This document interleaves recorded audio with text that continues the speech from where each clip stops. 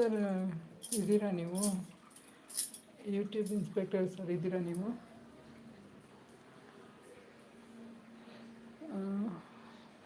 ಆರಾಮಾಗಿ ಲೈವ್ ಮಾಡಿ, ಹೆದರಬೇಡಿ. ನಿಮ್ಮ ಬೆನ್ನ ಹಿಂದೆ ನಾವು ಸದಾ ಸಿದ್ಧ.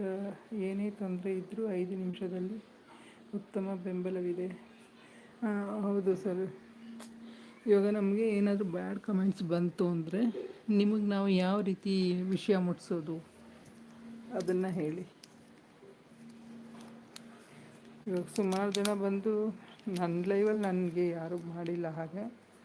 ಆದರೆ ಬೇರೆಯವ್ರ ಲೈವಲ್ಲೆಲ್ಲ ಬಂದು ಬ್ಯಾಡ್ ಕಮೆಂಟ್ಸ್ ಎಲ್ಲ ಹಾಕ್ತಾರಲ್ಲ, ಆ ರೀತಿ ಹಾಕಿದಾಗ ನಿಮಗೆ ನಾವು ಯಾವ ರೀತಿಯಲ್ಲಿ ಇನ್ಫಾರ್ಮ್ ಮಾಡಬೇಕು ಅದನ್ನು ಹೇಳಿ.